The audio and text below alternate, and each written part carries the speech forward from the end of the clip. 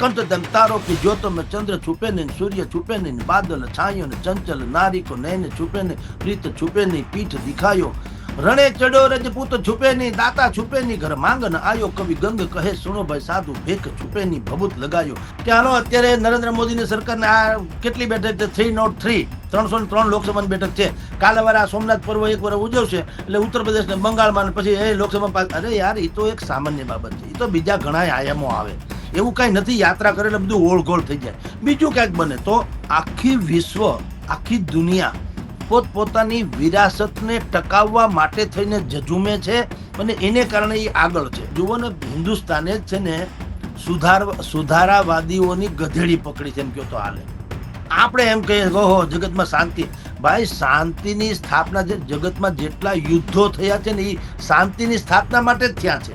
ગુજરાતમાં ફરીથી એક વખત કદાચ ઇતિહાસનું પુનરાવર્તન થવા જઈ રહ્યું છે અને જે રીતે સોમનાથ મંદિર જે 35 વર્ષ પહેલા સોમનાથથી અયોધ્યા સુધી જે યાત્રા નીકળી હતી વર્ષ 1990માં અને ત્યારબાદ ભાજપને લોકસભામાં 2 બેઠકોમાંથી 120 બેઠકો 1991ની ચૂંટણીમાં પ્રાપ્ત થઈ હતી. લગભગ તે જ તર્જ ઉપર ફરીથી એક વખત સ્વાભિમાન યાત્રા પણ કદાચ આ રીતનું એક આયોજન ભારતીય જનતા પાર્ટી દ્વારા કરવામાં આવી રહ્યું છે. પરંતુ આ સમગ્ર જે બાબત છે જે તેનો શરૂઆત સોમનાથથી થઈ રહી છે. વડાપ્રધાન નરેન્દ્ર મોદી 3 દિવસની ગુજરાતની મુલાકાતે આવ્યા છે ત્યારે સોમનાથ મંદિર ખાતે સોમનાથ મહાદેવના પટાંગણમાં અને સમગ્ર વિસ્તારમાં તે યાત્રા પણ કરવાના છે અને સાથે સાથે એક હિન્દુત્વની એક લહેર ઊભી થાય તે પણ આ સમગ્ર કાર્યક્રમ દરમિયાન આયોજન થઈ રહ્યું છે. ખાસ તો કહેવાય છે મિત્રો કે સોમનાથ મંદિર જે પહેલું જ્યોતિર્લિંગ છે, જે દ્વાદશ જ્યોતિર્લિંગ સ્તોત્રમાં સૌરાષ્ટ્રે સોમનાથમ ચ જે કહેવાય છે પહેલું જ્યોતિર્લિંગ સોમનાથ મંદિર છે અને આ સોમનાથ મંદિરને લઈને ફરીથી એક વખત ચર્ચા ઉઠી છે. કારણ કે સોમનાથ મંદિરનું ડોક્ટર રાજેન્દ્ર પ્રસાદ રાષ્ટ્રપતિ હતા, તેમણે જે જીર્ણોદ્ધાર કરવામાં આવ્યો અને ફરીથી ભક્તો માટે ખુલ્લું મૂકવામાં આવ્યું તેને 75 વર્ષ અને જે વિદેશી આક્રાંતાઓનું આક્રમણ થયું હતું 2026ના વર્ષમાં તેને 1000 વર્ષની પૂર્ણાહુતિ નિમિત્તે આ સ્વાભિમાન પર્વની ઉજવણી થઈ રહી છે. ત્યારે આ સ્વાભિમાન પર્વ દ્વારા આગામી દિવસોમાં સમગ્ર દેશમાં તેના કેવા પડઘા પડશે તે વિશે જ વાત કરવી છે. હું છું નરેન્દ્રસિંહ જાદવ અને લલકારમાં આપનું સ્વાગત છે અને આજ સાથે વાત કરવા વરિષ્ઠ પત્રકાર અને જાણીતા વિશ્લેષક જગદીશભાઈ મહેતા સાહેબ પણ અમારી સાથે જોડાઈ ચૂક્યા છે.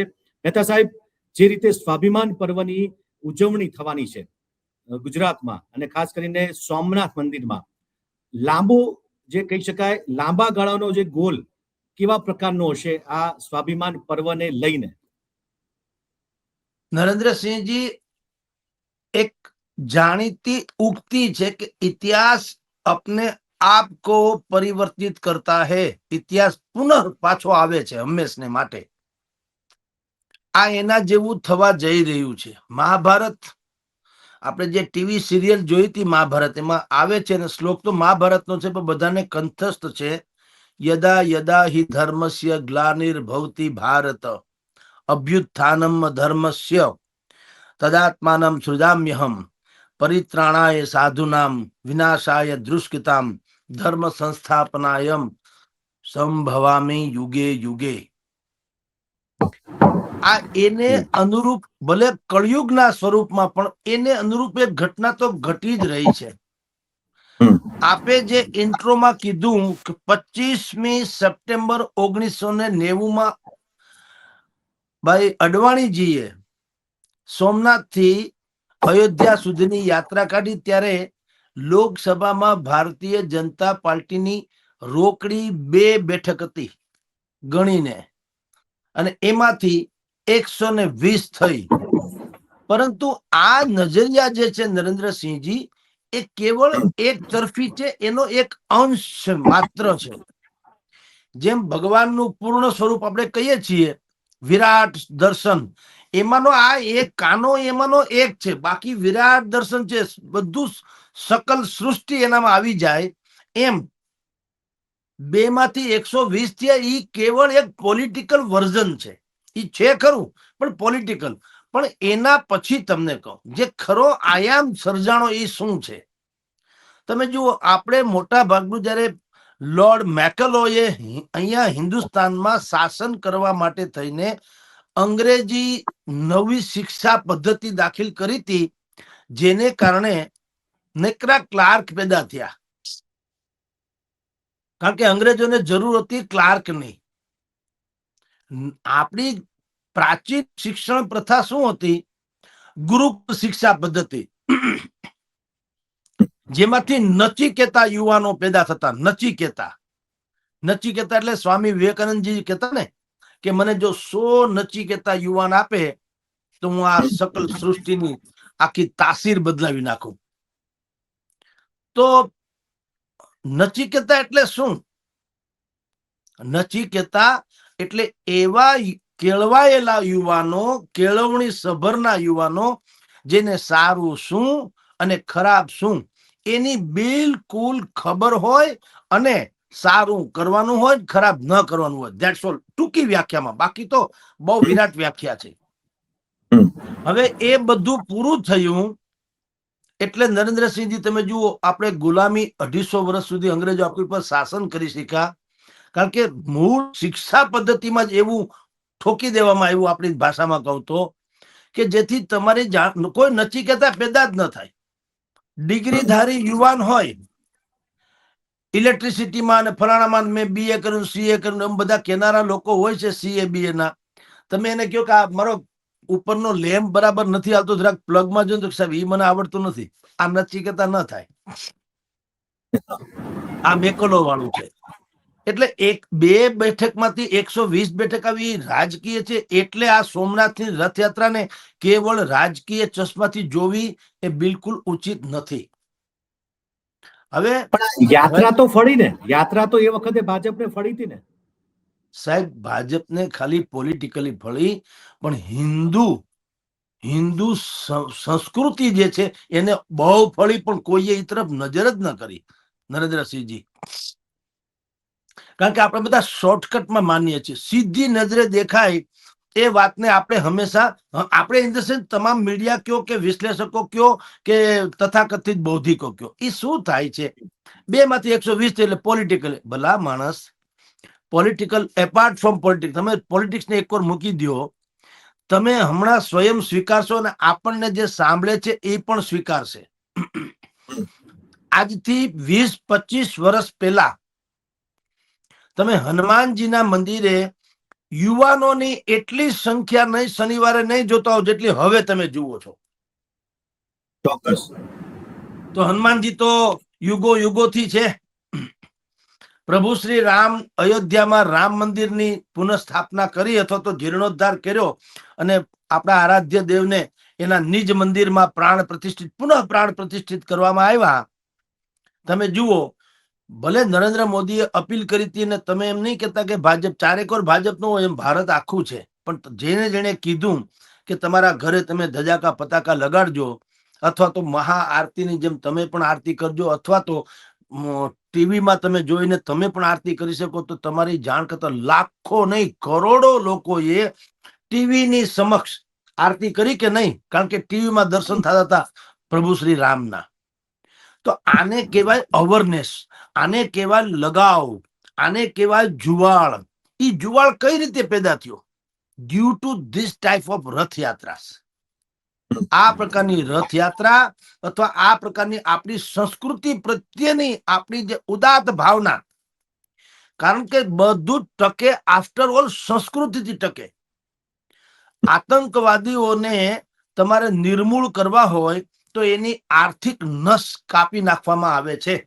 આર્થિક ઇકોનોમિક કોરિડોર, એના બેંક એકાઉન્ટ ફ્રીઝ કરવામાં આવે, એને મળતી સવલતો જે છે શસ્ત્ર ઇત્યાદિને એને બંધ કરવામાં આવે, તો આતંકવાદ હટે. પણ તમારે જો કોઈની તમારા રાષ્ટ્રને મહાન બનાવવું હોય તો એની મૂળ જે સંસ્કૃતિ છે ઓરિજિનલ, યા તો એને જાળવવી પડે, અથવા જો ઢબુરાઈ ગઈ હોય તો એને ફરીથી ઉજાગર કરવી પડે. હવે જે યાત્રા થઈ રહી છે એનો જે ભાગ છે, તમે એટલે કે આપણે કોઈ પણ એને કેવળ પોલિટિક્સમાં પણ હું આવીશ, હું કહીશ કે કઈ રીતે એનો બેનિફિટ મળવાનો, એ જુદી વાત છે. અને એ તો મળે જ મળે. તમે જુઓ સાહેબ, ગોળ હોય ત્યાં માખી આવે, પણ પેલા ગોળનું હોવું જરૂરી છે. અને નરેન્દ્રસિંહજી, એક બીજી વાતે કહું, આપણે બધા ઇન શોર્ટ બહુ માનતા હોઈએ છીએ કે ભાઈ ગોળનું કુંડું હોય તો માખી આવે ને આમને તેમને. તમારી જાણ ખાતર, ઈ જ ગોળનું કુંડું કે ગોળનું કોઈ પણ વાસણ કે ઇવન ગોળનો આખો પિંડો તમે તમારા ઘરમાં અત્યારે મૂકો દિવસે તો 100% માખી આવે. રાતના કોઈ નથી આવતી માખી. એટલે આમ પણ સમાજ કે દુનિયા કે લોકો એ તમારા દિવસ જોઈને જ આવે. કોઈ તમારા દિવસ ન હોય તો ના આવે. દિવસ એટલે સમય. તમે સારી પોઝિશનમાં હો તો તમને 500 થી 1000 માણસો ન ઓળખતા હોય એ તમને ઓળખાણ કાઢીને કે નરેન્દ્રસિંહજી તો અમારે બહુ ક્લોઝ ફ્રેન્ડ છે. પણ એ તમારા દિવસ હોય તો. પછી કોઈ મકાન ખંડેર પડી જાય, કોઈ મકાન ચણતા હોય ને પડી જાય ત્યારે કોઈ ગૌરવથી ન કે આ આપણી ડિઝાઇન હતી હો, એમ ન કે. એ તો ઊભું રહે તો કે. એટલે આખી વિશ્વ, આખી દુનિયા પોતપોતાની વિરાસતને ટકાવવા માટે થઈને ઝઝૂમે છે અને એને કારણે એ આગળ છે. હું તમને એક બે નાના એક્ઝામ્પલ આપું. અમેરિકાની વિરાસત શું છે નરેન્દ્રસિંહજી? અમેરિકાની વિરાસત એ સંસ્કૃતિ કે શાસ્ત્ર નથી, શસ્ત્ર વિરાસત છે. શસ્ત્રો બનાવો અને ઈ ખપે, શસ્ત્ર ખપે એવો માહોલ સર્જો. એ ક્યાં પારકે? આપણે કહીએ છીએ ને કે બધી જ માતાઓ એમ કે છે, માને છે અથવા તો પ્રાર્થે છે કે એનો પુત્ર, એટલે એનો પુત્ર નહીં, પુત્ર એમ કે ભગતસિંહ જેવા થજો. પણ ક્યાં? બાજુવાળા ત્યાં. અમારું તો એમને રહેવો જોઈએ. બધાને ભગતસિંહ જેવા દીકરાની આમ અપેક્ષા હોય કે દેશમાં દીકરા તો ભગતસિંહ જેવા હોવા જોઈએ. પણ ક્યાં આપણે પૂછીએ તો બાજુવાળા ત્યાં. કારણ કે અમારા વંશ એમને નાબૂદ થઈ જાય એવું કોઈ નથી જોતું. એવી રીતે અમેરિકા જે છે એની વિરાસત શું છે? શસ્ત્ર વિરાસત છે. લડાકુ વિમાનો, બધા શસ્ત્રો, વિસ્ફોટકો, નવા ઉપકરણો, એવું બધું બનાવો. પછી એને ખપાવવા હોય, વેચાવવા હોય તો એ ટાઈપનો માહોલ ક્યાંક હોવો જોઈએ ને. હવે નિર્ભય ને નિર્મળ હોય તો શસ્ત્ર વેચાય ક્યાંથી? એટલે ભય પેદા કરો. તમે લિબિયાના ગદ્દાફીથી માંડીને ઈરાકના સદામ હુસેન સુધી અને પાકિસ્તાન અને સિરિયાના અત્યારના જે તથાકથિત તાલિબાનો સિરિયામાં હતા કે અફઘાનિસ્તાનમાં તાલિબાનો હતા, ત્યાંથી માંડી બાંગ્લાદેશના શેખ હસીના સુધી તમે જો, બધાની શિકાયત કોમન છે કે અમેરિકાએ હળી હંચો કરીને અમારે ત્યાં બધું સત્યાનાશ કર્યો. અત્યારે હું ને તમે ચર્ચા કરીએ ત્યારે ઈરાનના ખોમેની, હવે જે એક હતું સત્તા, સૌથી તાકાતવર શક્તિશાળી નેતા, ત્યાંના ધર્મગુરુ તરીકે પણ પ્રખ્યાત અને શાસક તરીકે પણ, એનું આજનું જ એનું વિધાન શું છે? અમેરિકા અમારે ત્યાં આતંકવાદ ફેલાવે છે. બોલો. કારણ કે શસ્ત્ર આધારિત વિરાસત છે અમેરિકાની. ન્યા કોઈ દી શાસ્ત્ર બાસ્ત્ર કઈ આવ્યા જ નથી. એ નવું પરુ છે. આપણી ભાષામાં કે ને અમેરિકા એ નવું પરુ છે. નવું પરુ એટલે આપણે કે ને નવું પરુ છે, ક્યાંક વસે તો એ થોડુંક ડેડિકેટેડ હોય, આમ વ્યવસ્થિત હોય. હા, ગામની બહાર વહે ને થોડુંક વ્યવસ્થિત હોય એટલે આપણને અમેરિકા બહુ રૂડું રૂપાળું લાગે, પણ ન્યાય ખરબચડું છે. પણ એની વિરાસત શું છે? ન્યા કઈ સ્વામી વિવેકાનંદો નથી થઈ ગયા. એની પાસે જે કઈ જ્ઞાન છે નરેન્દ્રસિંહજી અહીંથી ઉહેડીને ત્યાં લઈ ગયા છે. કારણ આપણે કંઠસ્થ હતું, એને ગ્રંથસ્થ બનાવ્યું. આપણે કોપીરાઇટ ના રાખ્યું. આપણે ત્યાં ચારણી સાહિત્યથી માંડી અને સંસ્કૃત સાહિત્ય એ બધાને કંઠસ્થ હતું, તો કોઈ ગ્રંથસ્થ જેવી વ્યવસ્થા હતી નહીં. જે કેટલીક હતી એ તો બિહારમાં આપણે જાણીએ છીએ, પાટલીપુત્ર થી માંડીને બાકીની જે આપણી વિરાસતો જે છે, બધી આપણી જે સંસ્કૃતિ હતી એ બધી સંસ્કૃતિ બાળીને ભસ્મ કરી નાખી આ લોકોએ. તો કંઠસ્થ નથી શકી. બિલકુલ. એટલે રીત જે ટેકવું એ કંઠસ્થ ટેકવું.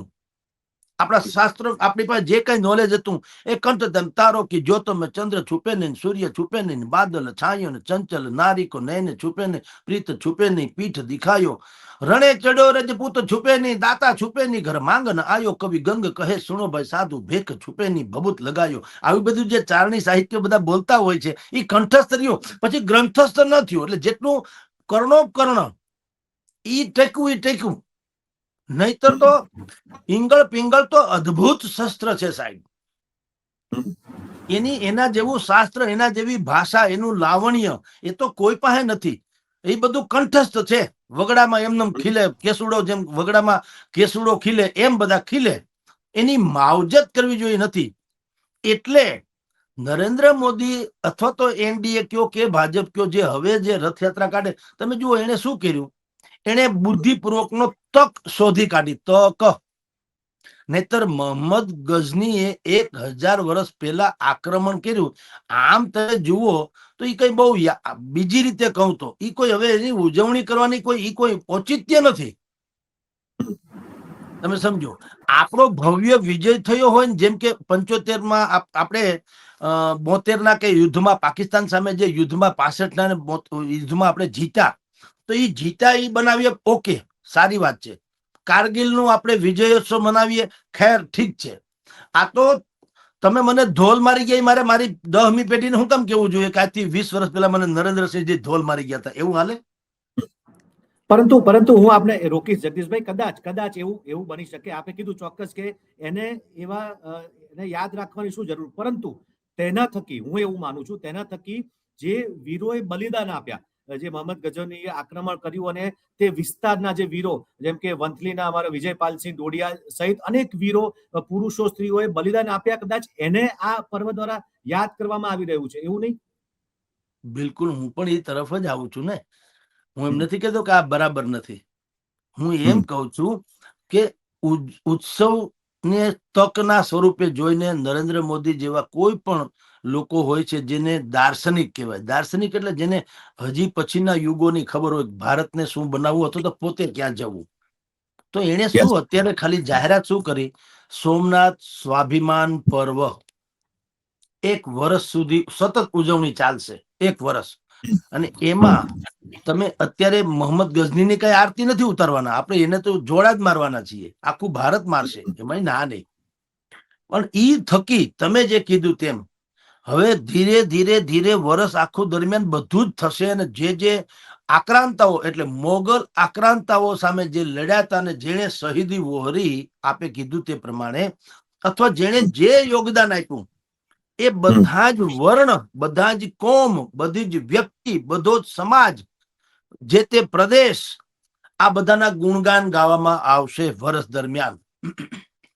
અને આપની જાણ ખાતર સંભવ છે કે મિની યાત્રાઓ, જેમ સોમનાથ થી અયોધ્યા સુધીની અડવાણીજીએ 25મી સપ્ટેમ્બર 1990 થી યાત્રા શરૂ કરી, બિહારમાં ધરપકડ થઈને પછી જે થયું ઇતિહાસ આપણને ખબર છે.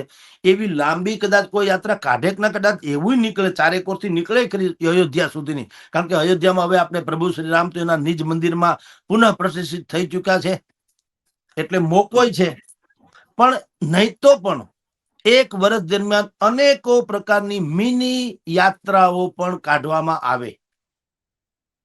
અને આ જરૂરી છે સાહેબ, એ એટલા માટે જરૂરી છે, જે સ્વામી સચ્ચિદાનંદજી મહારાજ કહે છે કે જે લોકો પોતાનો ઇતિહાસ એને યાદ નથી કરતા, એ લોકો ઇતિહાસના પાને દર્જ થઈ જતા હોય છે. એટલે એનો વર્તમાન જે ભવિષ્યમાં દફનાઈ જાય, એ ઇતિહાસમાં જ પછી જીવંત રહે. જેમ કે ડાયનોસોર, એ હવે ઇતિહાસના પાને છે, ડાયનોસોર ક્યાંય જોવા મળતા નથી. એવી રીતે આપણે આપણી વિરાસતને જો વિસરી જશું તો આપણું કોઈ અસ્તિત્વ નથી. તમે જુઓ, જે કટ્ટર મુસ્લિમ રાષ્ટ્રો છે ત્યાં શરિયા કાનૂનને લોકો સ્વીકારે છે ને. આપણી દ્રષ્ટિએ એ આતંકવાદી છે, પણ એના જે મૌલાનાથી માંડીને જે એના ધર્મ ગુરુઓ કહેવાય છે, જેને જેહાદી શબ્દ એ લોકો વાપરે છે, એ તો એમ માને છે કે જેહાદ અથવા જેહાદી એટલે શું, એ એમ કે છે કે આ તો અલ્લાહની રખેવાળી કરનારા લોકો છે, ધર્મની રખેવાળી કર. આપણે એને આતંકવાદી માનીએ છીએ, પણ એ લોકો શું કહે છે કે નેશન ફર્સ્ટ, જેમ આપણે શું કહીએ નેશન ફર્સ્ટ, એ લોકોમાં નેશન બેશન કઈ આવતું નથી. એ તો રિલિજિયન ફર્સ્ટ, પેલો ધર્મ પછી બાકી બધું. અને સારું કે ખરાબ જે ગણો તે, દરેકને પોતાની વિરાસત જે પ્રકારની હોય એ વિરાસતને આગળ ધપાવે છે, એમાં જ એનું અસ્તિત્વ હોય છે અને વિસ્તરે છે. ચીન જે છે એની વિરાસત શું છે? દાખલા તરીકે તો એનું વિસ્તારવાદી વિરાસત છે, એની માનસિકતા જેવી, બધું પડાવી લ્યો. એટલે શ્રીલંકામાં એનો હાથ છે, બાંગ્લાદેશમાં હાથ છે, પાકિસ્તાનમાં કોરિડોર બનાવ્યો, ચારેક દુનિયા આખીને પેલા તો દેવાના કર્જ, દેવાના બોજ હેઠળ એક તો એને દબાવી દો, પછી કર્જ ચૂકવી ન શકે એટલે એના પ્રદેશ પડાવી લ્યો. આ ચીનની વિરાસત છે. રશિયા મહાસત્તા હતું અને રાધર હજી પોતાની જાતને ભલે કે છે, પણ આપણે જાણીએ છીએ કે નાનું એવું યુક્રેન આપણું ગુજરાત જેવડું છે. બોલો, હવે યુક્રેન મહાસત્તાને હંફાવે, બોલો કે જેવી તેવી વાત છે. કોણ, શું કામ, કેટલા સમયથી, કેટલા સમય, 1.5-2 વર્ષ, એ જે નાટો, જે યુરોપીય કન્ટ્રીઝ જે છે, જેને સુટેડ બુટેડ કહેવાય છે ને, એટલે હું નરેન્દ્રસિંહજી કહું છું કે આપણે આતંકવાદ તરીકે વાત આપણા મગજમાં આવે ને, આતંકી એવો શબ્દ આવે એટલે આપણે શું આવે, ઓલા બુરખા બાંધેલા હાથમાં બંદૂક લઈને જાત, આપણને સીધું દ્રશ્ય નજરે પડે કે આતંકવાદી એટલે આ. સોરી, ઈ તો હાથીના દેખાડવાના છે. આતંકવાદના ચાવવાના દાંત જુદા છે, જેને અંકલ સેમ કહેવામાં આવે છે. અમેરિકા જેવા બધા તથાકથિત વિકાસશીલ રાષ્ટ્રોના વડાઓ જે સુટેડ બુટેડ હોય છે ને, હા, યુનાઇટેડ નેશન થી માંડીને બાકી બધામાં જ્યાં તમને મંચ ઉપર જોવા મળે ને, ઈ બધા છે. શસ્ત્રોના, વ્હાઇટ કોલર માફિયા આપણે નથી શબ્દ ઉપયોગ કરતા. બિલકુલ બિલકુલ એ છે, એ ખરા આતંકવાદી છે. કારણ કે તમે કલ્પના કરો નરેન્દ્રસિંહજી, જેને ખાવા ધાન નથી એની પાસે AK-47 ક્યાંથી આવે, અને એ ખૂટતી કા નથી? તો સવાલ ઈ છે, બધા લોકો આપણે છે ને, આમ જુઓ ને, હિન્દુસ્તાને જ છે ને સુધારાવાદીઓની ગધેડી પકડી છે, એમ કહો તો હાલે. આપણે એમ કહીએ ઓહો જગતમાં શાંતિ. ભાઈ, શાંતિની સ્થાપના, જે જગતમાં જેટલા યુદ્ધો થયા છે ને, એ શાંતિની સ્થાપના માટે જ થયા છે. અને શાંતિ બંદૂકના નાળચામાંથી જ જન્મે, સાહેબ, અને તો જ ટકે. સાહેબ, બંદૂકના નાળચે શાંતિનો નોબેલ પુરસ્કાર બી લેવો છે, અંકલ. બિલકુલ છે, બિલકુલ. એટલે જ કહું છું, જેણે અત્યાર સુધી આપણી, હું જે બોલીશ કદાચ આપની કોમેન્ટ્સમાં લોકો લખશે કે આ તો બહુ જૂનવાણી દિમાગના માણસ છે ને, આમને જેને જે લખવું તે લખવે. જોવો, ધોતિયું પહેરેલું પોલીસ હોય ને, વાહમાં વાહળી લઈને નીકળે પોલીસ વાળા ધોતિયું પહેરીને, કૃષ્ણ ભગવાનની જેમ, અને સમાજના જે આક્રાંતાઓ છે એને વિનંતી કરે કે ભાઈ સાહેબ, તમે તો કેવા સજ્જન માણસના દીકરા છો, તમારાથી આવું ડ્રગ્સ વેચાય ક્યારે, તમારાથી દારૂની કોઈ ખેપ થતી હશે, તો કોઈ માને? શાંતિ સ્થાપવી હોય તો દંડીકો જ જોઈએ. ખાખી ડ્રેસમાં પોલીસ આવે ને ભાઠાવાળી કરે તો જ મેળ પડે. તો પછી આ સરહદે બધા સૈનિકો શું કામ મૂકે? જો શાંત કબૂતરા ઉડાડે ન કરત બધા જવાહરલાલ નહેરુની જેમ, એવું નથી હોતું. ઈ બધી પછીની વાત છે. પેલા તમારી પાસે વ્યવસ્થા તો હોવી જોઈએ. તમે કોઈ દેવી દેવતા આપણા છે એ તમે શસ્ત્ર વગરના ભાડ્યા, એના હાથ અનેકો હોય છે, 10, 12, 15 આપણે જોઈએ છીએ, પણ બધામાં કોઈમાં કુહાડી છે, કોઈમાં ચક્ર છે, કોઈમાં ફલાણું ફરસી છે, કોઈમાં તલવાર છે. શું સૂચવે છે? એ એમ નથી કહેતા મારી નાખો, કાપી નાખો. એ એમ કે તમે કમસે કમ આટલા સક્ષમ તો હોજો કે તમને કોઈ છેડી ન શકે. તમે કોઈને ન કરો તો કઈ વાંધો નહીં, પણ કોઈની ઈ હિંમત તો ન હોવી જોઈએ કે કોઈ આપણને છેડી જાય. એટલે તો આપણી જેટલી દેવી શક્તિઓ જે છે, માં પાર્વતીથી માંડી, માં ભવાનીથી માંડી, વાઘેશ્વરીથી માંડી, માં અંબાથી માંડીને કંકેશ્વરી સુધી, જેટલી દેવી દેવતાઓ, માં આશાપુરા જોઈ લ્યો, તમે ખોડિયાર જોઈ લ્યો, ઉમાજી, કોઈ તમને નિઃશસ્ત્ર નહીં મળે. એ આપણને મેસેજ છે આપણી દીકરીઓને બધાને, તમારે જો અમારી જેમ જીવતું રહેવું હોય સમાન ભેર, અથવા તો તમારી પ્રત્યે કોઈને આદર, તો તમે તમારી રક્ષા કરવામાં તો કમસે કમ કાબેલ હોવા જોઈએ. ઈ શસ્ત્રનો ગુજરાતી છે. એમ ઈ બધી વિરાસત છે, આપણી સાંસ્કૃતિક વિરાસત છે. તો એ સાંસ્કૃતિક વિરાસત ના અભિગમથી આપણે સોમનાથમાં જે હવે સ્વાભિમાન પર્વ ઉજવવા જઈ રહ્યું છે, એને જો એ રીતે જોઈએ ને નરેન્દ્ર, અને જોવું જ જોઈએ. જોઈએ તો નહીં ઈ કઈ નહીં. ઈ ખાલી એટલું નથી કે હાલો અત્યારે નરેન્દ્ર મોદીની સરકારને આ કેટલી બેઠક છે, 303, 303 લોકસભાની બેઠક છે. કાલે વાર આ સોમનાથ પર્વ એક વાર ઉજવશે એટલે ઉત્તર પ્રદેશ ને બંગાળમાં પછી એ લોકસભા, અરે યાર એ તો એક સામાન્ય બાબત છે. એ તો બીજા ઘણા આયામો આવે, એવું કઈ નથી. યાત્રા કરે એટલે બધું ઓળઘોળ થઈ જાય, બીજું ક્યાંક બને તો રાજકારણ એ બહુ ક્ષુલ્લક વિષય છે ને સાંપ્રત વિષય ચોક્કસ છે, પણ એક પાર્ટ છે, સંપૂર્ણ ચિત્ર નથી. સંપૂર્ણ ચિત્ર જુદું છે. આપની જાણ ખાતર નરેન્દ્રસિંહજી, રોજગારી અને મોંઘવારી આ બે સનાતન સમસ્યાઓ છે. વિશ્વનો કોઈ રાષ્ટ્ર કે કોઈ નેતા 0 ટોલરન્સની જેમ આ કોઈ નાબૂદ કરી શક્યું નથી. એટલે એવા બધામાં પડ્યા જ રહેવાનું છે જ્યાં સુધી આપણે છીએ ત્યાં સુધી, રાઈટ.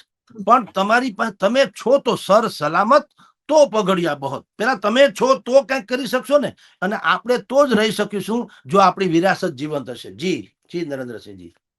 આની સાથે સાથે એક એ પણ જોવામાં આવી રહ્યું છે, જે આપણો પ્રાચીન વારસાથી લઈને અર્વાચીન જે વાઇબ્રન્ટ જે અત્યારે થઈ રહ્યું છે, ટૂંકમાં બંનેને એક એનો સેતુ બાંધવાનો એક પ્રયાસ છે. કારણ કે પીએમ નો જે કાર્યક્રમ છે તે રાજકોટમાં જે રિજિયોનલ વાઇબ્રન્ટ સમિટ પણ થવાની છે, અને આ તરફ સોમનાથમાં સ્વાભિમાન પર્વની ઉજવણી.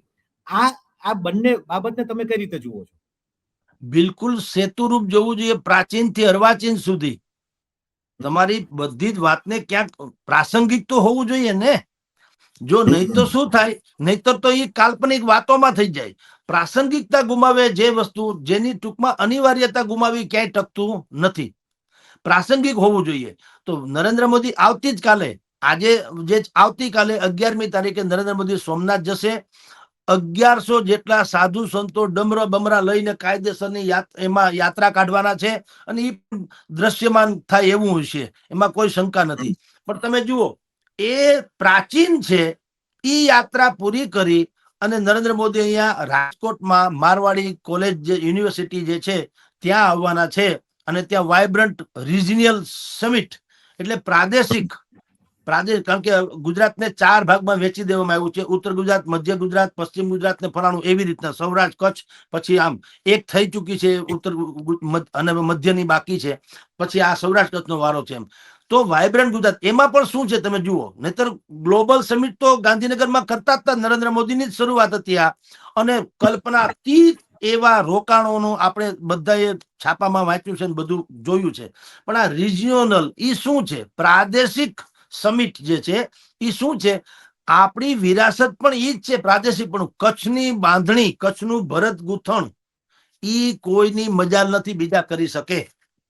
અમુક વસ્તુ જે છે ને એને તમે એને રજીસ્ટ્રેશન કરાવો કે ન કરાવો, ટ્રેડમાર્ક લ્યો કે ન લ્યો, અમુક વસ્તુ અમુકને જેને કહેવાય ને ઈ ફળે એવી હોય.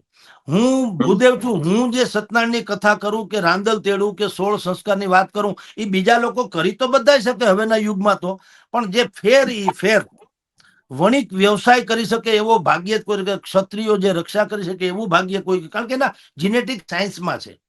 તો કચ્છનું ભરતકામ હોય કે જામનગરનો બ્રાસપાત ઉદ્યોગ હોય કે જુનાગઢનું ખનનની જે કઈ આપણી પાસે ઉપલબ્ધિ છે એ હોય, કે જેનું જે પ્રખ્યાત હોય તે. આ રિજિયોનલ સમિટનું ગુજરાતી ઈ છે કે તમારા ઘરગથ્થુ. જી મને આમાં વચ્ચે એક વાત યાદ આવે છે, લગભગ કનૈયાલાલ મુનશીએ નોંધેલું છે ક્યાંક, જો કદાચ દેશમાં દુષ્કાળ પડશે ને તો અનાજ તો કદાચ પરદેશથી આયાત કરી શકાશે, પરંતુ કલા અને સંસ્કૃતિનો જે તમારું મૂળમાં રહેલી છે જે તે વિસ્તારની, તેનો દુષ્કાળ પડશે તો તેને પરદેશથી હરગીજ આયાત નહીં કરી શકાય. તેને આ ધરતીમાં જ જાળવણી કરવી પડશે, તેને સાચવવી પડશે.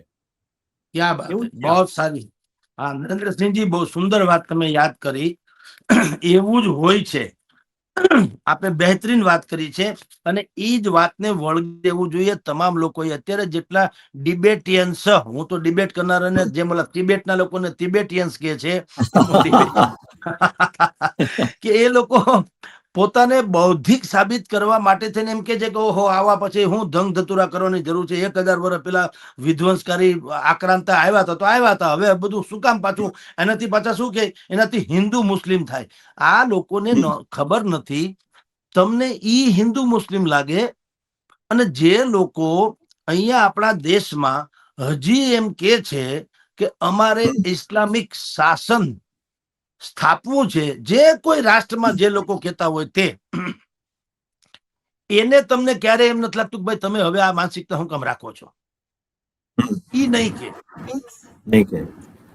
બસ આ જ પ્રોબ્લેમ છે. હું ને તમે જો આપણા હિન્દુ ધર્મને અનુરૂપ ભગવા કપડા પહેરીએ, જનોય ધારણ કરીએ, યા માળા ફેરવીએ, તિલક ટીપા કરીએ, તો તથાકથિત સેક્યુલરિસ્ટ જેને કહેવામાં આવે છે, પોતાની જાતને સેક્યુલર ગણાવનારા, જે કે હાલાકી છે નહીં, પણ એ ભ્રાંતિ ફેલાવનારાઓ, ઈ શું કે છે સેક્યુલરવાદી? કે આ તો સાંપ્રદાયિક બાબતો છે, એટલે કે તમે આવું કરીને અમુક, પાછા એ શબ્દ ન બોલે, એ કે અમુક ચોક્કસ કોમને એમ કે, એટલે ભાઈ મુસલમાનને એમ કહો ને, એ નહીં બોલે. આ બધા એટલા બધા પાપી લોકો છે કે એને એક મુદ્દાનો કાર્યક્રમ, કારણ કે બહુસંખ્ય આપણે છીએ હિન્દુસ્તાનમાં, હિન્દુઓ 85% છે, બાકીના બધા બીજા છે. તો 85 લોકોને, આ લોકો એમ માને છે, જે સેક્યુલર લોકો, હવે સેક્યુલર જે છે એને કોઈ દિવસ હિન્દુ ગળે ઉતરે નહીં.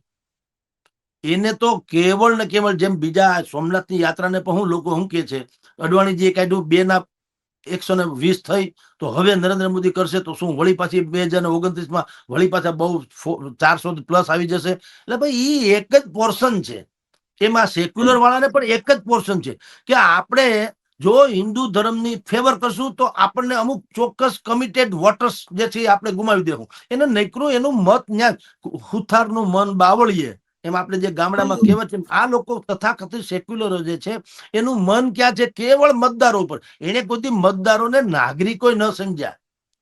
જો બહુ સમજવા જેવી વાત કહું મિત્ર, મતદાર કોઈને માનવા અને નાગરિક માનવામાં ફેર.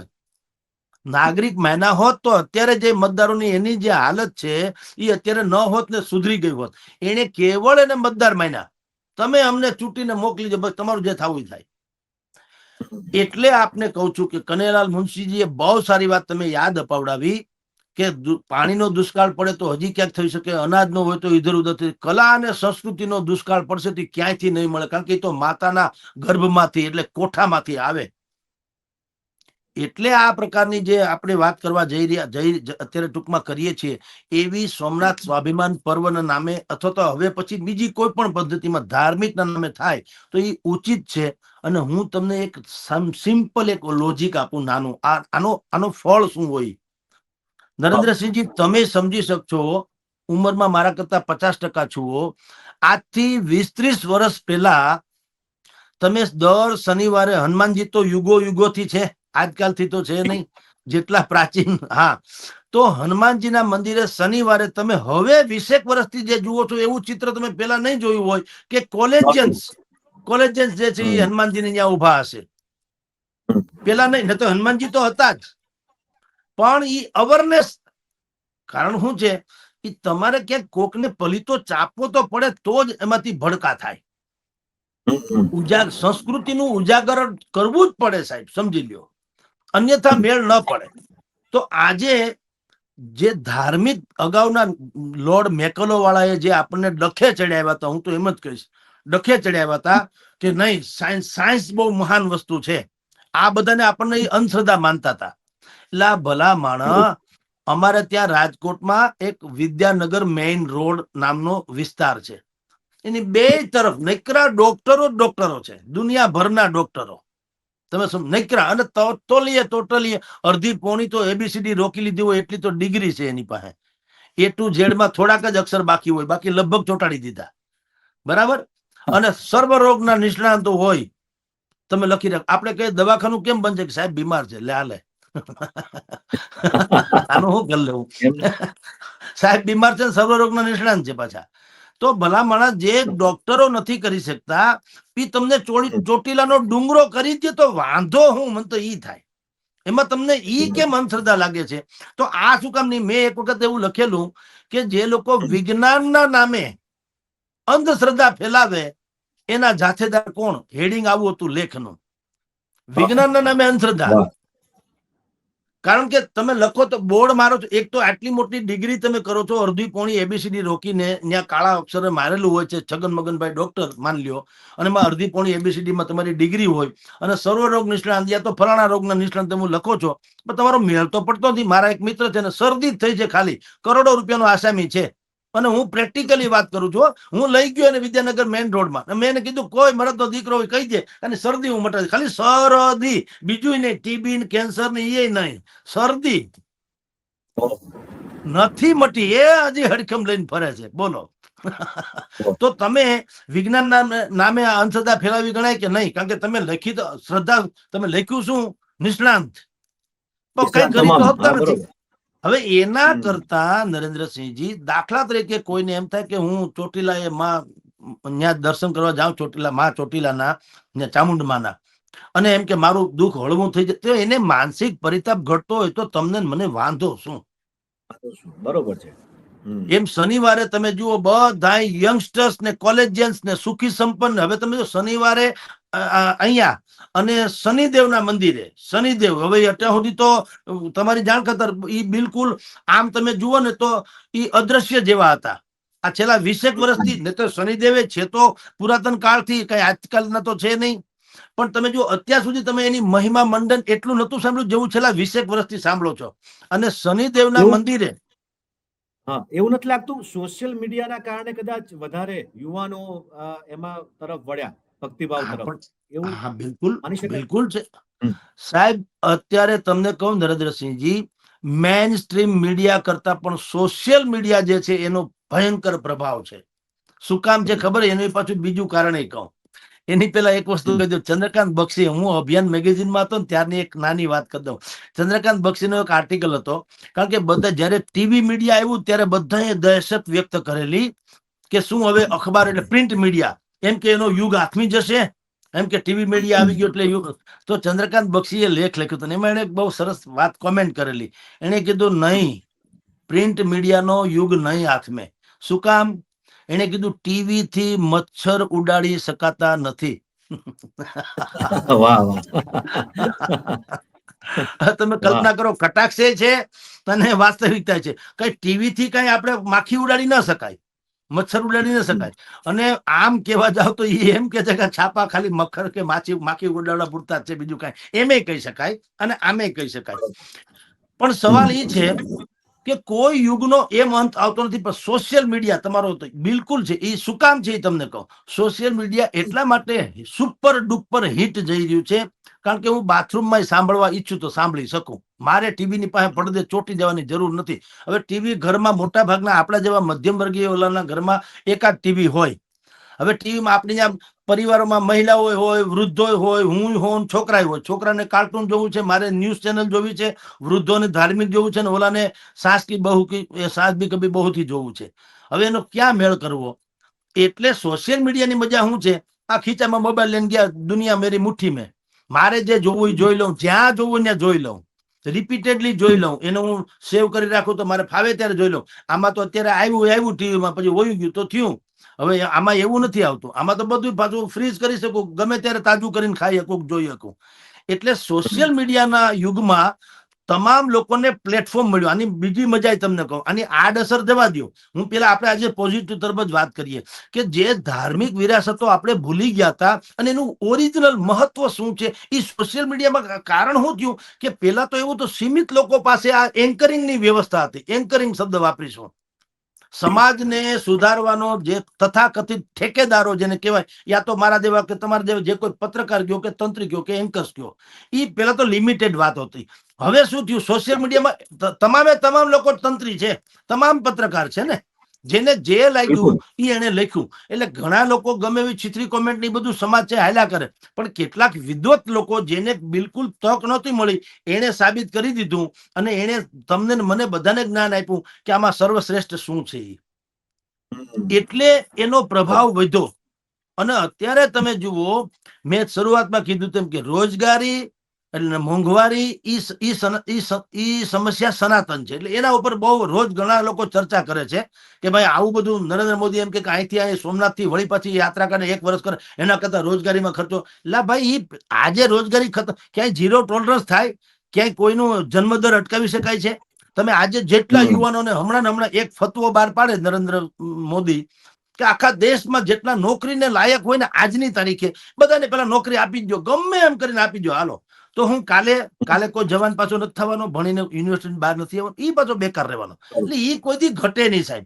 તમે પોતે, હું ને તમે રોજ કેટલું જમીએ છીએ, તો કોઈ દી આવ્યું કે ભાઈ હવે 10 વર્ષ નહીં જમવું તો હાલે, એવું ન હોય. એ તમે ગમે એટલું હોય હાલ્યા જ કરે. એવી રીતે આ બધું સાંપ્રત સમસ્યા છે. અને ઓલી સમસ્યા સાંસ્કૃતિક જે છે ને, એ સનાતન સમસ્યા છે. સાંપ્રત અને સનાતન વચ્ચે ફેર.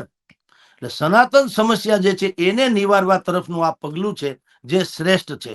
કે જે લોકો પોતાની સંસ્કૃતિને યાદગાર રાખે, સંસ્કૃતિને જીવંત રાખે, એને આજીવન વાંધો ન આવે. ભારતમાં પણ સંયુક્ત કુટુંબ પ્રથા હતી, અને એકબીજા પ્રત્યે વિનય વિવેક હતો, અને આપણી સંસ્કૃતિ એટલી મહાન હતી. એટલે તો અંગ્રેજોના લોર્ડ મેકલોએ કીધું કે આ દેશને વધુ પડતો ગુલામ રાખી નહીં શકાય. ગુલામ રાખવો હોય તો એની જે મૂળભૂત પ્રાચીન જે એની પાસે આવડત ને વિરાસત છે ને, એને આપણે હટાવવી પડશે, અને નવું શિક્ષણ પદ્ધતિ નાખવી પડશે. એટલે આવું થયેલું. તો એને હવેથી નરેન્દ્ર મોદી પુનર્જીવિત કરી રહ્યા, તો હું તો એને આવકારું છું. કમસે કમ સારી વાત છે. જી, કેટલાક લોકો મહેતા સાહેબ એવું પણ કહી રહ્યા છે, આ જે સ્વાભિમાન પર્વ હોય, જે સોમનાથ મંદિરને જે 75 જે પુનરુદ્ધાર થયો તેના 75 વર્ષની ઉજવણી હોય, કેટલાક લોકો, કેટલાક વિશ્લેષકોની વાત કરું, એ લોકો એ રીતે પણ જોઈ રહ્યા છે કે ભાજપનો અત્યારે જે રાજકીય સૂર્ય અત્યારે મધ્યાહને છે, તપી રહ્યો છે બરાબર, તે અસ્તાંચલ તરફ જાય, એ આથમી જાય તે પહેલા ફરીથી ભાજપ દ્વારા એક એવો માહોલ ઉભો કરવામાં આવે દેશમાં કે તે જેને જે યાત્રા જેને ફળીથી, તે ફરીથી એક વખત લોકોના મગજમાં, ખાસ કરીને મતદારોના મગજમાં એક હિન્દુત્વનું એક છાપ છોડી શકાય એવું લોકો માની રહ્યા છે. હવે ભાજપનો અસ્તાંચળના ઓળા એટલે પડતીના પડછાયા. માની લ્યો તમે, એની વિશ્લેષકોને માની લીધું આપણે, હાલો. પણ તમે મને કહો, કોંગ્રેસ તો અસ્ત થવામાં જ છે ને, થઈ જ ગયું ને કોંગ્રેસ તો. એનું તમે હું ઉજાગર કરી દીધું, મને કયો. એક જમાનામાં પશ્ચિમ બંગાળમાં ડાબેરી પક્ષનો દબદબો હતો કે નહીં? જ્યોતિ બસુએ 25 વર્ષ સુધી મુખ્યમંત્રી પદ ભોગવ્યું હતું. ડાબેરી પક્ષો, માર્ક્સવાદી, કોમ્યુનિસ્ટ. અત્યારે મમતા બેનર્જી છે કે નહીં? ક્યાં ગયા? ઈ તો અસ્ત થઈ ગયું ને, ડાબેરી અસ્ત થઈ ગયું ને. કોણે, કયા વિશ્લેષકે એની શું ત્રુટી રહી ગઈ, અને હવે શું કામ એને પાછું આવવું હોય, રિટર્ન થવું હોય, શું કરવું, કા નથી કેતા? જુઓ નરેન્દ્રસિંહજી, આ દરેક જે તથાકથિત વિશ્લેષકોની વાત કરું છું, સંપૂર્ણપણે નિષ્પક્ષ વિશ્લેષકોની નહીં. તથાકથિત વિશ્લેષકોને શું છે કે તમે મોટાની સામે પાણો ફેંકો ને એટલે તમારું વજન વધે. ભાજપનું આમ ને ભાજપનું તેમ, ભાજપનું આમ ને ભાજપનું તેમ. પણ ભલામણા પક્ષ તો ઘણા બધા છે. માયાવતીનું હાવ સત્યાનાશ થઈ ગયું, એના પક્ષનું કાં વિશ્લેષણ નથી કરતા? છે ને, એક જમાનામાં 3 વખત મુખ્યમંત્રી રહી ચૂકેલા આટલી શક્તિશાળી મહિલા, અત્યારે તમે જો એક સીટ જીતવી હોય તો એ ફાફા થઈ પડે છે. આટલી હદે જે શું કામ થયું એ રામ જાણે, એ જવા દો. પણ જે વિશ્લેષકોને ભારતીય જનતા પાર્ટીના અત્યારના સૂર્યોદય સમા શાસનકાળને પણ અસ્તાચળના ઓળા દેખાતા હોય, એને માયાવતીનો આખું જે અસ્ત થઈ ગયો યુગ, એના વિશે કેમ કઈ નથી કહેતા? માર્ક્સવાદીનું પશ્ચિમ બંગાળમાંથી સત્યાનાશ થઈ ગયું, શું કામ કઈ નથી કહેતા? કેરળમાં આવું હતું, શું કામ કઈ નથી કહેતા? વગેરે વગેરે. એટલે જુઓ, આ શું છે કે તમે મોતને બાંધો ને તો તાવ આવે. મોટા પક્ષની ટીકા કરો કમસે કમ તો તમારા વખાણ થાય, તમને લોકો નોંધ લે, બીજું કઈ છે નહીં. મોટા પક્ષની કરો કે એવા સેલિબ્રિટીની કરો, એવા જાણીતી હસ્તીની કરો, તો ચોક્કસ જે આપે કીધું એ પ્રમાણે એને કંઈક લાભ મળે, અથવા તો એનું લાઇમલાઇટમાં આવે. આપણે ઓલી પંચતંત્રમાં વાર્તા નથી આવતી કે એક વાંદરો હતો ને, એને સિંહને લાફો માર્યો. બધા કે ને ભાઈ સિંહને ન મારે, એક વખત ઠપકારી તો દેવો, જે થાય. ઠોકો એક લાફો, પછી ભાગ્યો. સિંહ છોડે કોઈ દી? સિંહ એની પાછળ ગયો. વાંદરા એ બુદ્ધિ વાપરી, આમ છાપું વાંચવા બેસી ગયો, આમ મોઢું નાખીને. ખબર બહાર કોણ અંદર માણસ છે કે વાંદરો એ ખબર નહીં. સિંહે આવીને પૂછ્યું કે ભાઈ ઓલો વાંદરો તમે અહીંથી નીકળો, કઈ ભાડ્યો તમે? તો વાંદરાએ શું કીધું કે કોણ? ઓલો સિંહને લાફો માર્યો ઈ. ઓહો, સિંહને તો છાપામાં આવી ગયો. હવે તો વાત આબરૂની ધોવાણ થઈ ગયું, એ ઢળી ગયો એમનેમ. આ એના જેવું છે. આ એના જેવું છે નરેન્દ્રસિંહજી, કે તમે ભાજપને કે નરેન્દ્ર મોદીને ગાળ દો ને એટલે બસ પછી જાણે ઈ એમ માને છે કે હવે હું વાંદરો થઈ ગયો. કોક મને પૂછે કે કોણ ફલાણા ભાઈ, નરેન્દ્ર મોદીની ટીકા નથી કરતા, ઈ આ એમ. એટલે ઈ પોતાની જાતને ડેવલપ કરે, બીજી વિશેષ કાંઈ નથી. પણ આપણે થી જે સ્વાભિમાન પર્વ શરૂ થવા જઈ આવતીકાલથી શરૂ થશે, એકાદ વર્ષ ચાલશે, એને ધાર્મિક કે રાજકીય ઈ ચશ્માથી જો ન જોઈએ આપણે બે ઘડી, તો દેશની સાંસ્કૃતિક વિરાસત માટે તો એ ઉત્તમ એ પ્રકારનું કદમ છે, એમાં કોઈ શંકા નથી. કારણ કે આફ્ટર ઓલ ધર્મ ટકશે, જેમ આપણે મેં હમણાં કે યદા યદા હિ ધર્મસ્ય ગ્લાનિર્ભવતિ ભારત, અને ઈ એટલા માટે કે જ્યારે જ્યારે ધર્મનો હાસ થાય ત્યારે બધું સત્યાનાશ થાય. એટલે ક્રોધાત ભવતી સમોહાત, સમોહાત સ્મૃતિ વિભ્રમઃ બુદ્ધિ નાશો પ્રણશ્યતિ. આ બધા જે છે ને આવેગમાં અને ક્રોધમાં બોલી રહ્યા છે, કારણ કે દાજ જુદી છે. પછી નરેન્દ્ર મોદી સામે હોય, એનડીએ સામે હોય, ભાજપ સામે હોય, યા કોઈ પણ હોય, પણ દાજ જુદી છે. તક શોધી કાઢે ટીકા કરવાની, તો નરેન્દ્ર મોદી તક શોધી કાઢે વિકાસની કે એના પક્ષનું ભલું કરવાની. બે રીતે બરાબર છે. મોહમ્મદ ગઝની 1026માં, એટલે આથી બરાબર 1000 વર્ષ પહેલા અહીંયા સોમનાથનું મંદિરનો ધ્વંસ કર્યો હતો. તો એને તક ઝડપી નરેન્દ્ર મોદીએ, અને પોતે બ્લોગ લખ્યો, એ તમામ અખબારોમાં છપાણો, મોટા મોટા ચર્ચાનો વિષય બન્યો. નરેન્દ્ર મોદીએ કીધું, પાછું બુદ્ધિપૂર્વકનું, કે આ જે સોમનાથનો જીર્ણોદ્ધાર દિવાળીના દિવસે જવાહરલાલ આપણે ભાઈ સરદાર પટેલે કર્યો 1947માં, અને પછી જયારે લોકાર્પણ થયું ત્યારે પણ, અને જયારે પુનરુદ્ધારનો સંકલ્પ કર્યો ત્યારે પણ, તત્કાલીન વડાપ્રધાન પંડિત જવાહરલાલ નહેરુ એ તો ઈચ્છતા નહોતા કે આનું યા તો પુનરુદ્ધાર કે જીર્ણોદ્ધાર થાય, યા તો એમાં રાષ્ટ્રપતિ ભાગ લે, ડોક્ટર રાજેન્દ્ર પ્રસાદ. પણ એ ગયા અને એને ભાગ લીધો પણ ખરો. અને સરદાર પટેલનો સંકલ્પ જે છે કે ભવ્યાતિ ભવ્ય આ મંદિર હોવું જોઈએ, જે મોગલ આક્રાંતાએ સોમનાથ મંદિરને ધ્વસ્ત કરી નાખ્યું હતું, અને ઈ પેલા જે મંદિર જેવું ભવ્ય અને દિવ્ય હતું, આપણે બધા જ એના નજર સાક્ષી છીએ કે કમસે કમ એવી જાહો જલાલી વાળી તો આ પેલું મંદિર થઈ જ ગયું છે અત્યારે, સુવર્ણયુગી. અને હવે આજ 10 તારીખથી, તમને આજથી જ ગાઝિયાબાદમાં એક પ્રદર્શન શરૂ થયું છે, જે શ્રી શ્રી શ્રી રવિશંકર પાસે એક ટુકડો છે પથ્થરનો, આમ જુઓ તો, પણ એ પથ્થર કયો? ગજનીએ જે શિવલિંગ, સોમનાથનો શિવલિંગનો ધ્વસ્ત કર્યો હતો જે તે સમયે, એમાંનો એક અંશ એમ કહેવાય છે કે એ શ્રી શ્રી શ્રી રવિશંકરજી પાસે છે. અને ગાઝિયાબાદના રામલીલા મેદાનમાં આજથી એનો પ્રદર્શન, આજ એટલે 10મી તારીખથી એનું જાહેર પ્રદર્શન શરૂ થયું છે કે જુઓ આ ઓરિજિનલ શિવલિંગનો પથ્થર. તો મૂળ સરવાળે વાત એવી છે. હા, એમાં તમે પછી એમાં બુદ્ધિ લગાડો નહીં. આ ધાર્મિક બાબતો છે ને, હૃદયની છે, હૃદય ઉપરની છે જ નહીં, એટલે બુદ્ધિની વાત જ નથી. અને આપણે ત્યાં જે શાસ્ત્ર છે એ બધા મનોવૈજ્ઞાનિક નહીં, વૈજ્ઞાનિક પણ છે. આપણા શાસ્ત્રો 18 પુરાણો જે છે, એને આપણી જે આખી વિરાસત, સાંસ્કૃતિક વિરાસત છે, એ મનોવૈજ્ઞાનિક નહીં, વૈજ્ઞાનિક પણ છે. એટલે આપણે એમાં જરાય છોછ અનુભવવાની જરૂર નથી. એમાં અમિત શાહે પણ અપીલ કરી છે, નરેન્દ્ર મોદી કદાચ કાલે અપીલ કરશે, પણ એના કરતા 1000 થી વધુ સાધુ સંતો કાલે ડમરૂ લઈને સોમનાથ ગજવવાના છે. હું તો એમ માનું છું કે એનો કર્ણપ્રિય ધ્વનિ આપણા જે કર્ણમાં ચોંટવો જોઈએ, લાગવો જોઈએ, અને કોઈએ અપીલ કરવી ન જોઈએ. તમામ લોકો, હિન્દુ એટલે મુસલમાન વિરોધી ઈ હિન્દુ નહીં, હિન્દુસ્તાનમાં રહે તે હિન્દુની વાત છે. કારણ કે અજમેર શરીફમાં વડાપ્રધાન સ્વયં ચાદર મોકલે છે પીરને ચડાવવા માટે થઈને. એ હિન્દુસ્તાનીયત છે, એમ કહું છું. આપણે હિન્દુ એટલે જે સંકીર્ણતાથી વિચારીએ છીએ એ હિન્દુ નહીં, મુસ્લિમાનની વિરુદ્ધ. એ એવું શું કામ? આપણે ત્યાં જૈન છે, એ પોતાને આમ તો હિન્દુ કહેતા નથી. શીખ છે, એ કે છે કે અમે આમ તો અલગ છીએ. તો બૌદ્ધ છે, એ પણ કે છે અમે અલગ છીએ. પારસી એમ કે છે કે અમે અલગ છીએ. આપણે એને તો ક્યારેય પારસીને હિન્દુ ઝઘડ્યા હોય, શીખને હિન્દુ ઝઘડ્યા હોય, બૌદ્ધને હિન્દુ ઝઘડ્યા હોય, જૈનને હિન્દુ, એવું તો થતું નથી. હિન્દુ મુસ્લિમ આ ડખો અંગ્રેજોએ ઘાલેલો છે. તો આપણે એની સાથે પાછા ક્રિકેટે રમીએ, સંબંધ સારા રાખીએ છીએ. અને જે આપણા કાળજાના કટકા જેવું હતું પાકિસ્તાન, તો એની આપણે બાપે મારા વેર છે. શું કામ? વેરના રોપણ કર્યા છે સુટેડ બુટેડ આતંકવાદીઓએ, સુધરેલા. એટલે એ બધું જ જો ભૂલવું હોય ને, હિન્દુસ્તાનમાં રહેનારા તમામ લોકો એ પોતાની હિન્દુસ્તાનની સંસ્કૃતિની વિરાસતને મહાસત્તા બનાવવા માટે તેને ઉપયોગમાં લેવી હોય, તો આવી જે ધાર્મિક પ્રણાલીઓ જે છે એને બિલકુલ આદર કરવો જોઈએ. નરેન્દ્રસિંહજી જી.